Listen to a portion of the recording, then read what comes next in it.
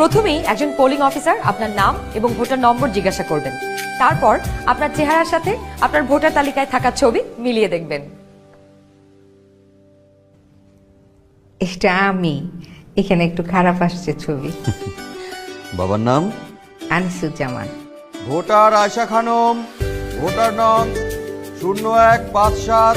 প্রথম polling officer আপনার নাম এবং ভোটারের ক্রমিক নম্বর জোরে উচ্চারণ করবেন, যেন কক্ষে থাকা সহকারী প্রিজাইডিং অফিসার এবং পোলিং এজেন্টরা শুনতে পারেন। এরপর দ্বিতীয় পোলিং অফিসার আপনার আঙুলে অমোচনীয় কালি লাগিয়ে দেবেন। তারপর আপনি চলে যাবেন সহকারী প্রিজাইডিং অফিসারের টেবিলে। প্রিজাইডিং অফিসার আপনার ভোটার নাম্বার লিখে আপনাকে 2টো ব্যালট পেপার দেবেন। জানি, এবার গণভোটের জন্য গোলাপি ব্যালট, আর সংসদ সদস্য নির্বাচনের জন্য সাদা কালো ব্যালট। বাহ! ব্যালট পেপার নেবার সময় আপনাকে স্বাক্ষর করতে হবে।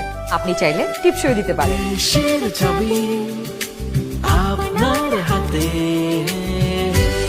ব্যালটের সাথে দেওয়া হবে সিল মারার জন্য একটি রাবার স্ট্যাম্প। আপনি 2টি ব্যালট এবং রাবার স্ট্যাম্প নিয়ে ভোট দেবার গোপন কক্ষে যাবেন। এবার কিন্তু সময় বাঁচানোর জন্য অনেক ভোট কেন্দ্রেই 2টো গোপন কক্ষ থাকবে, যাতে একই সময়ে 2জন ভোটার 2টো গোপন কক্ষে ভোট দিতে পারেন। গোপন কক্ষের ভেতরে আপনি কিভাবে ব্যালটে সিল দিবেন চলুন দেখি। গণভোটের গোলাপি ব্যালটে হ্যাঁ এবং না 2টো ঘর থাকবে। সংস্কার বা পরিবর্তন চাইলে হ্যাঁতে সিল মারুন। গণভোটে আপনি হ্যাঁ দিলে সবগুলো সংস্কার পাবেন, আর না দিলে কোনো সংস্কারই পাবেন না। এরপর ব্যালটটি লম্বালম্বি ভাঁজ করুন, যেন সিলের রং অন্য ঘরে না পড়ে। এরপর আড়াআড়ি ভাঁজ করুন।